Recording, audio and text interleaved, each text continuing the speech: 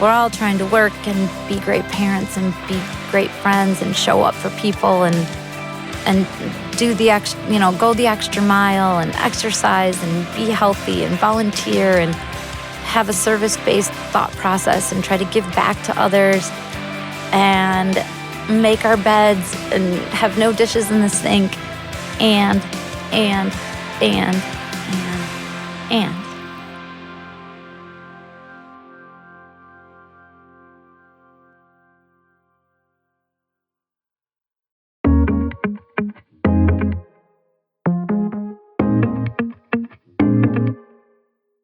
Hey y'all, I'm Kimberly Warner, mama of two, lover of shoes, and serial entrepreneur. I've dedicated my life to helping women succeed in business by just being themselves. But the path isn't always easy. I was targeted for having an authentic opinion on something that happened to my town, to my businesses. I was attacked for publicly speaking my beliefs, and then I was reduced to a cliche. Aggressively blonde, too dumb to know what I'm talking about. This is why your husband left you. After these attacks, I spent 9 days in bed, debilitated by fear, until I pulled myself up by my big girl pants and chose to lean into my fear and not be silenced by it. This podcast is for everyone who has experienced fear or regret. You will learn how others like me have risen from the ashes and are better for it. Here we go. Don't be surprised, I will still rise. Raise your hand if you've heard that song. Katy Perry wrote that song right before, I think 8 years ago, the Olympics. Most people don't know it. It is my theme song. Thank you so much. I'm learning the acronym, so it's TFRW, right? Texas Federation of Republican Women. Thank y'all so much. Thank y'all for having me. And I do not talk like I'm from Wisconsin, do I? I should probably move here. I've been wanting to for a long time, but I have kids, so I have to wait a little bit. But in Wisconsin, when I say y'all, they're like, where are you from? And I was, Green Bay. It's just prettier than yous guys. It's a good song. I love that song. It's a Katy Perry song called Rise. And I love the way that it ends. It's probably the best way that I could begin this podcast for the season that I'm in, but also for the season that we're all in currently, which is kind of the Thanksgiving season. And in the song, she says, "You'll be surprised, but I will rise." And she talks about vultures that are at her feet again and the fire that is behind her. And she's just telling everyone, like, I got it. I got this. And I don't know, maybe that's the title of today's podcast. I'm not sure. I don't have a guest today. This is going to be just all KW, Kimberly. I'm going to give you a recap of what happened to me this past week. I went to Texas. I went to Austin, which I'd never been there before. And I know it's super progressive and cool area and shopping and all this great stuff. I didn't get to do any of that, but I was only there for a short time. But I went for a public speaking situation. What do you call that? A speaking engagement that I was really excited to do.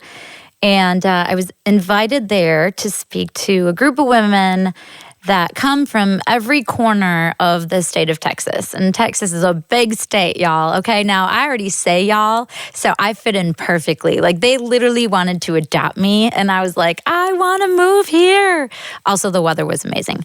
But I can't because my kids are still in school, so I got to wait for them to go to college before I can move to Texas. But it was almost 500 amazing women getting together. They got together to celebrate, and they were celebrating women honoring women. So this was the Texas Federation of Republican Women, group of women who are conservative Republicans who really, during this campaign season, went out and did their best. They did everything they could do to make sure that the outcome of what they were looking for in this election took place. And so we're talking about mostly women, I should say, but there were some men. But there were lawyers, there were CEOs, there were doctors, there were factory workers, there were mothers, there were grandmothers, young and old, even some teenagers with their mothers. I mean, it was incredible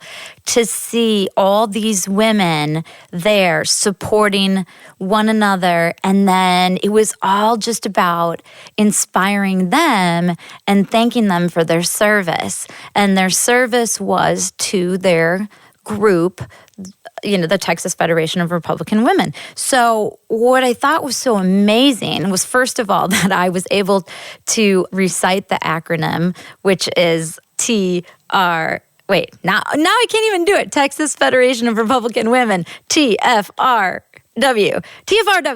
So the fact that I left and I was like, the TFRW, because it's hard to say. Y'all try that. Texas Federation of Republican Women. But this room was filled with so many, and it could have been filled with so many more, but due to COVID, they had to limit ticket sales or ticket entrances. And so it was a bummer I couldn't meet more of them. But they were all there to support each other. And it was really just a nice luncheon to celebrate them.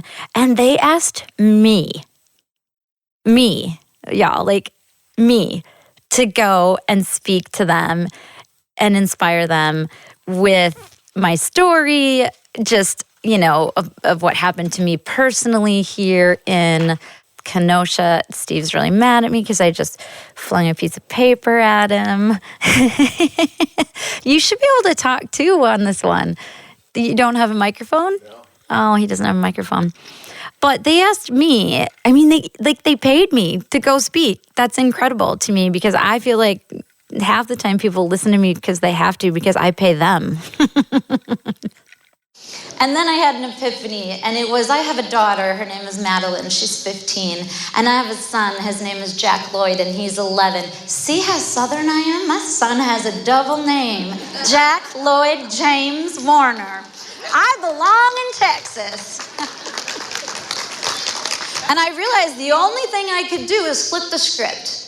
I gotta flip this script and make it work for me and be proud, not ashamed. I'm not gonna be silenced. I have never been silenced in my life. Look at me, I have a microphone for how many minutes now? Try to take it away from me, I dare you. I said I'm gonna teach and empower. I'm gonna lean into my fear and not be silenced by it. And I'm going to teach my daughter, Madeline, and my son, Jack Lloyd, the same thing, but especially my daughter. So I found my grit. First of all, I'd like to send a huge thank you to all of my new friends that I met. My friend Jill and Kit and Glynis, who was like the president, and Eileen, who's like, I don't know, the president like from all over the country. She lived in Washington State. And Tony Ann, without who the whole experience would not have existed. And I can't wait to see all of y'all again. Listen to me, all y'all. I literally wanted to go to Jill's house and just be like, I'm staying for the week. What bed is mine? I mean, people, when they say like people in the South are hospitable, this is like no joke. And they think we're really nice too in the Midwest. They're like, y'all are nice in the Midwest. And we're like, yeah, of course. Like, want a beer, want some cheese curds? Like, we'll offer it up. But I just love it because, like, even if someone said something super rude, like, I don't know. I can't even think of, like, an example. Like, if they said something like, that's a really ugly shirt that you have on, Jill. And Jill would be like, well, you have a nice day now. You know what I mean? Like, the South, I love them. They're so great. They're so gracious. And I just feel so blessed to have gotten to be able to do that.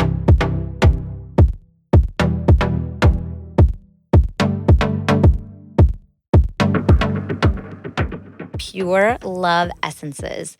This is my friend, Jody. She's amazing. She spent like 17 years doing marketing for financial companies. And then one day she got into her kitchen and she just like wanted to create like the perfect perfume for herself. She was really concerned about natural and, vegan and eco-friendly and ethically sourced and all that good stuff. And so she created this own, like her own brand, her own perfume, her own, cologne spray and oil roll-on type situation. And what happened after that was everywhere she went, people followed her. They were like, "What are you wearing?"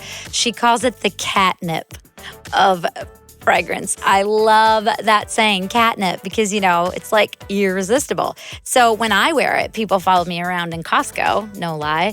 And they're like, "I'm sorry, I've been following you around for like 4 aisles. I just want to know what you're wearing." And what I'm wearing is her Moroccan scent. Pure Love Essences has 3 scents. They are all sort of unisex, but the original is boho, has a little bit of undertones of patchouli. Then we have the Moroccan, which has little undertones of coconut. It's super beachy and lovely. And then there's Rebel, which is for men, and it's leathery and it's sexy and it's hot. And you definitely want to get it for your man. And we are coming upon the Christmas season, so check out pureloveessences.com. Use the coupon code FA20 and receive 20% off all orders of $52 or more. You can also find them at Authentique in Kenosha, Wisconsin. 625 57th Street is Authentique. And also, you can find it online at AuthentiqueGifts.com. But if you want to take advantage of 20% off, which you do, you want to go to pureloveessences.com and use coupon code FA20. You are going to love this natural, amazing scent. Please check out my friend Jody. She's amazing. Love this woman, local, and also just a really decent, beautiful human being. pureloveessences.com.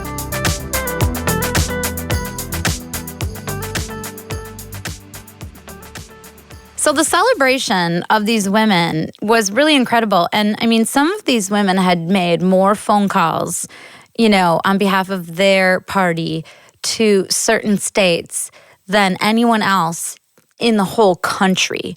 I mean, these Texas women are where it's at. Like, you want something done, you call up a Southern Belle and she will get it done. Or me, I'm kind of like that too. I feel like I was born in the South in another life. I'm not sure.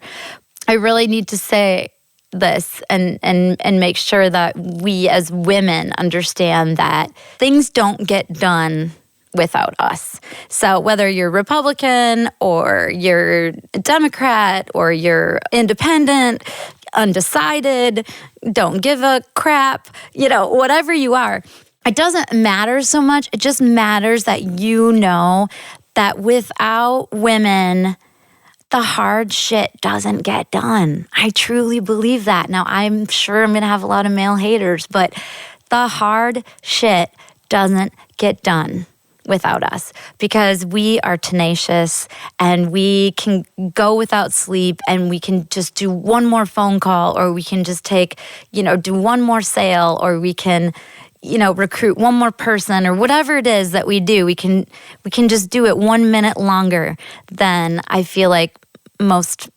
men can. God, I hope I'm not creating haters. Do you think I'm creating haters? Does it seem like a little bit? I'm creating a little bit of haters? Really? Do you think it's okay? Or, I mean, I'm not like a male hater. Obviously, I like men, but I just feel like without a woman, a lot of really important stuff might not get done. So, and this group of women specifically speaks to that mantra, because they were really hard workers. And I saw grandmas and I saw moms and I saw, like I said, pastors and CEOs and doctors and lawyers, all these women being recognized. And then they got to take their picture with me. And I was like, you want to take a picture with me? Like, I'm who am I? I was the keynote speaker. And I was just like, congratulations on your success. Congratulations on all your hard work. Whether or not it paid off in the way that they may have wanted it to, they were still being recognized for hard work done, and hard work done really well and very, very gracefully. So after the speech and all the pictures and all the fun stuff, and they gave me presents, it was so great. It's my love language. I got gifts. So Kimberly, we had something happen here in Texas a few years ago. You might have heard of it. It was called the Texas Revolution. It's a little squirmish. You know, Alamo, Davy Crockett, ring a bell? Yep. Yeah. Well, there was a town called Gonzales. And Gonzales had a cannon that the Mexican army wanted. And people of Gonzales said, oh, no, you're not going to come get our cannon. And so they, in Texas fashion, they made a flag. And the flag has the picture of the cannon and the words, come and take it. So if anyone epitomizes the come and take it Gonzales flag, it is you. So I was just kind of on stage and, some people were trickling up and saying hi and getting pictures and such. And it was so interesting because this really beautiful woman comes up and she just has this like long silver hair.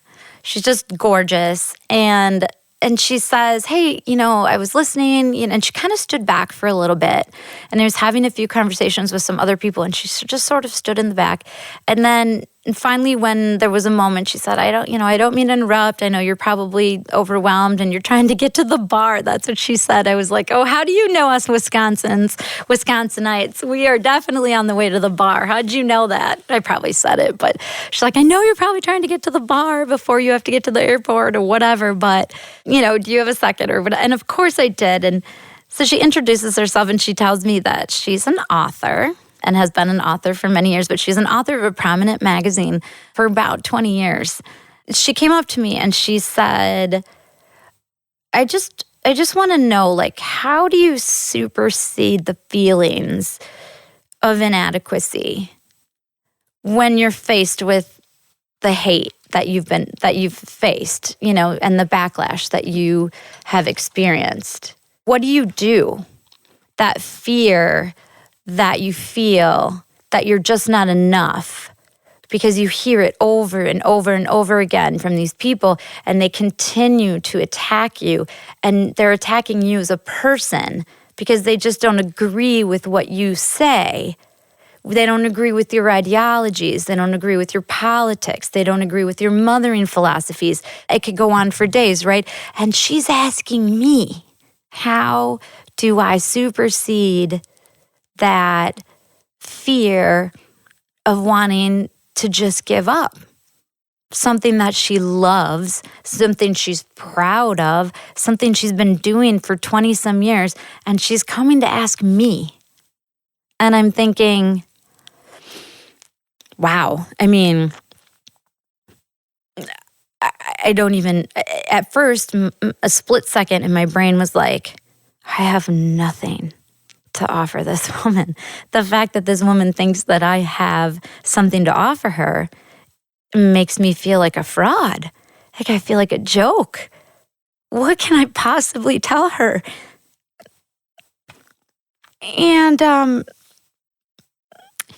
I had to think on the spot, and I had to think about, well, if people are reading your magazine and they don't like what you have to say and they tell you about it, then maybe you should tell them, don't read my magazine. Maybe just don't read it if you don't like what I have to say.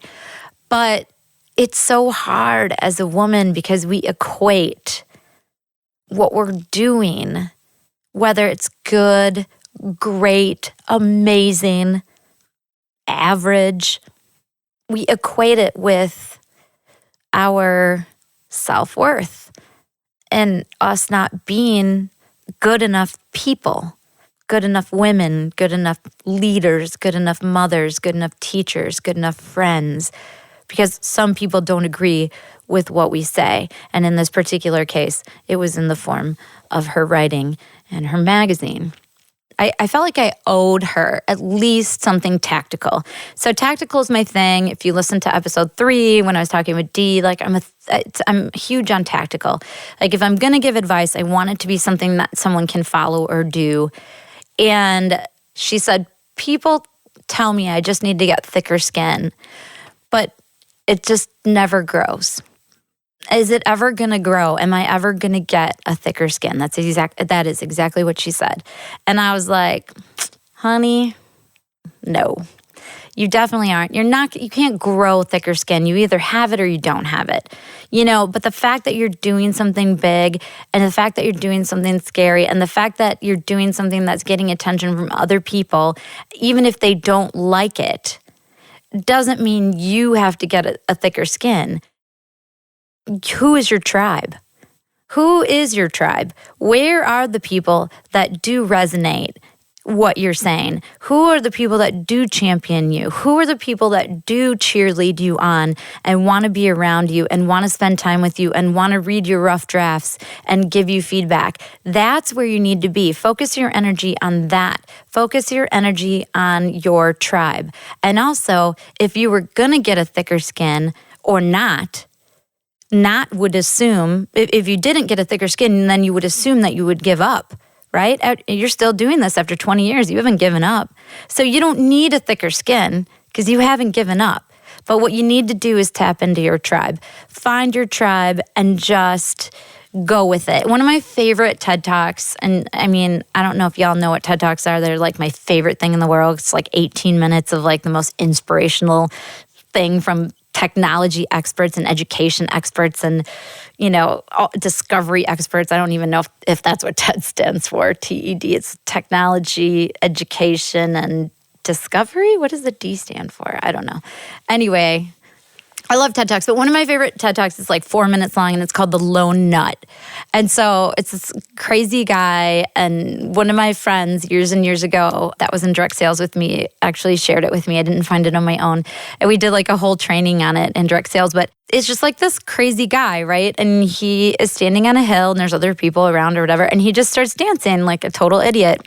And all of a sudden, a couple other people come over and they're like, we'll dance like with you, like total idiots also. And then before long, it's like everybody is a follower, right? So it's like, how do you find your tribe? You just do what you do and you keep doing it until other people start to follow you, and they will. And when they do, and they're all dancing like idiots on the top of the hill, the other people who don't want to dance like idiots start walking down the hill and go home. And so my message to that woman, and I wish I had her name in front of me right now. I don't, but I have it somewhere, but I would love to send, and you know who you are because you came up and talked to me after. And the message is this, that you just keep doing your lone nut dance. Look up that TED Talk. I think it's called The Lone Nut or Finding Your Tribe, something like that. You just keep writing. You just keep doing what you do because you do it well. If you didn't do it well, you wouldn't be doing it for 20 years. So my advice then isn't as good as my advice now because I've had some time to marinate on it and all of that.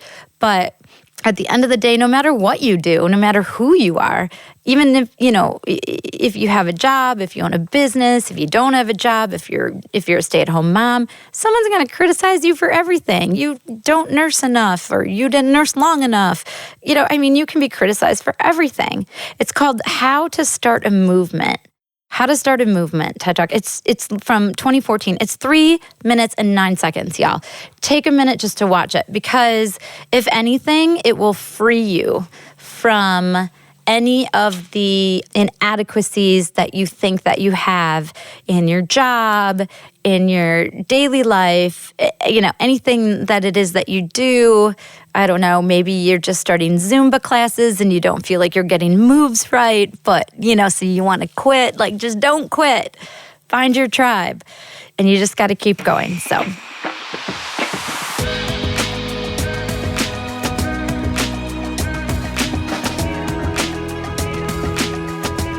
So, contrary to all of my fabulous advice that I had for all of these ladies, like how did you get through the hate and how did you get through, the phone calls and the emails and the letters and the 1-star reviews, which are still coming. Actually, today I got a 1-star Google review on Authentique. The political ad is no longer even being played. So, and I know I don't give 1-star service. And it was, some random made up name and just probably someone saw something on Facebook after the fact. But contrary to this great advice that I had for all of these women and all this inspiring stuff, I got a standing ovation. It was so fun. But I get back from Texas and I fell into a really deep depression. And I have depression. I have my whole life.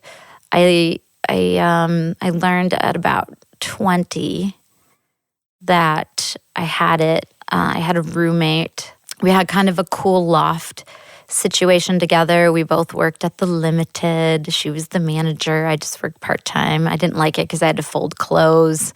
So soon after that, I moved on to makeup. But I had just graduated. High school. I was in college. Funny how you forget those things. And anyway, I remember being in our loft and thinking to myself, what kind of what would I have to use if I wanted to just hang myself from this loft? And then it would all be over. And then I thought well, then my friend's going to come home and she would have to find me and that would be horrible. And the fact that I even thought that at all is crazy, right? But at 20, I didn't really know why I was thinking it. It wasn't like somebody just broke up with me. It wasn't like I had gone through I didn't lose a parent. My parents didn't get divorced. I mean, I had a wonderful childhood. I had a wonderful life. I have great siblings. I've had very little tragedy in my life. I've been so blessed. And so why was I thinking these things? And so when my friend came home, I said, I gotta tell you, I need advice, kind of like this woman in Texas. How do you ever grow thicker skin? And I said, I don't know why I was thinking this, but this is what I was thinking. And how do I make that go away? And she was like, girl, we're going to the doctor. And so that friend of mine, and you know how funny it is, when it's so long ago, I can barely remember her first name. I can see her in my mind's eye, but I cannot even remember her name. And we lived together for 1 year, worked together for 8 months. And she saved my life. She brought me to her therapist who recommended a doctor. And then I've been on antidepressants ever since. And she probably saved my life that day. And she doesn't even know it. Chrissy. Her name was Chrissy. I don't know how I just remembered that. That is so insane. I've been trying to remember her name for years. But so I came back from Texas. I kind of fell into this deep depression. Sometimes I call it my dark place. Most of the time I call it my hole. I go into my hole. I don't answer the phone. I don't answer my coworkers. I don't care if they want to do whatever. I don't care. I don't get out of bed. Or if I do get out of bed, I barely do it well. I don't even know where it comes from. It just comes out of the blue. And a lot of times I'll say, I'm just sticking my head in the sand for this next couple days. But, I've got a huge network of friends around me and family that love me. And I have, that support system. I have that tribe. And so when I drop off or go into my hole, they literally know how to pick up for me for a day or day and a half or 2 days or however long it lasts. And sometimes I blame it on my being a vessel. And I spoke about that in a blog a few weeks ago where I feel like I'm a vessel and I absorb other people's energy, whether it's good or bad. It just overwhelms me. And then I'm just so exhausted because of it. I feel like I'm almost sucked dry, but I can't say that because being on stage and doing what I did fills my cup. That made me so happy. I was so full of joy. I came home. I was so happy. I was so motivated. We had so many plans of what we were going to do and go forward. Everything was good. I had 2 great days. And then all of a sudden, bam, I'm in my hole. And I don't even know how to describe why it happens or what I should be doing differently to make it not happen. But I feel like this is a place that I fall into. It's probably a place that most of y'all know. I feel like probably everyone has their version of head in the sand or dark place or in my hole because we're human and, we can only do so much and be so much. And we're all trying to work and be great parents and be great friends and show up for people. And and do the go the extra mile and exercise and be healthy and volunteer and have a service-based thought process and try to give back to others and make our beds and have no dishes in the sink and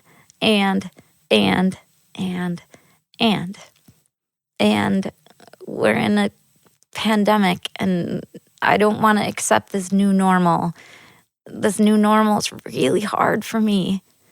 I don't know, maybe it's hard for all y'all too, but I don't want my daughter to have to wear a mask while she plays a basketball game and gets overheated because, she can't breathe. I don't want that. And I know that there's no choice, and I know that I'm doing the responsible and the right thing, but it still makes me sad. I don't want this to be the new norm. And I know that a lot of people have suffered way worse. I'm not trying to have a sob story here or anything, but I just feel like what I learned in Texas was so much more than what I thought. I thought I was going to go there and I was going to learn more experience than what I have already had of speaking on stage as a motivational speaker or just as a speaker or trainer in general. I thought I was going to come back with that knowledge and that experience, and also, having met new connections and new friends, and hopefully to help push the podcast forward. And I learned way more than that. I learned that everybody feels the same scared way that I feel often, and that everybody probably wants to crawl into their hole for a day or two at a time. And maybe some people don't have the luxury of being able to do that because they have a 9-to-5 job. They have to get up, they have to go. And I pay homage to those people, because when I'm in my hole, you can't get me to do anything, let alone get up and put makeup on and go to work. But I just feel like my experience in Texas taught me so much more than what I thought it was going to teach me. And it inspired me in so many ways. It inspired me to want to push other women forward. I just got off the phone with one of my friends, Joya, who has an amazing story and also an amazing business that she's just getting off the ground. And I just pushed her in ways that probably she didn't expect on a Sunday afternoon, but I wanted her to know that she can do more and grow this business, her business, and be more, because she's been inspirational to me. And until someone tells you that, you don't actually ever really believe it. You probably have to hear it 97 times before you actually believe it. So that was this week. I mean, we're going into Thanksgiving. This is going to be my first holiday season as a single mom, so I'm not really sure how that's going to work out. Not getting to see my kids on certain holidays. I have them on Thanksgiving, but then it's Black Friday and small business Saturday, and so it'll be super busy at the store and I'll be occupied. But soon it'll be Christmas Eve and then Christmas, and what is it going to be like for the first time ever to not wake up with my kids on Christmas Day?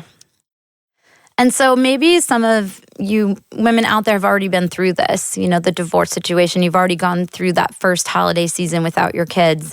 No matter how old they are, 15 or 5, you still want to see them on Christmas Day, open their presents. And I would really love any feedback that y'all have, any suggestions, anything. If you can contact me, I would really love to read some of your responses on air next week and maybe the following week as we lead up to Christmas, up to the holiday season. Not just Christmas, I mean Hanukkah and all the different seasons. But as we lead up to them, I'd love to read them on air for not just me, but for all the other women out there that might be experiencing their first holiday season as a single mom. Maybe they lost their husband. Maybe their husband left like mine. Maybe, divorce. There's so many different things, right? Maybe their husband's in the military for the first time ever and they're away. Or maybe they're in the military, so they're away and they're not going to get to see their kids. So Fearless at fearlessly.com. Fearless at fearlessly, AUTHENTIQUE.com. Send me your suggestions, and we would love to read them on the air over the next few weeks to help inspire and bolster all of those moms out there and dads that might be experiencing their first holiday season without their kids. So have a great week, y'all. Thank you for listening to Fearlessly Authentic. My mom hopes this episode empowered you to be fearless. Please remember to subscribe wherever you get your podcast. Share, rate, and comment because my mom wants to hear all of your feedback. Contact her directly at fearless@fearlesslyauthentic.com. Hosted and executive produced by my mom, Kimberly Warner, produced and mixed by Steve Hawkins, and co-hosted by Eddie Polanzani. Connect with us on social media via fearlesslyauthentic.com. Copyright Fearlessly Authentic 2020.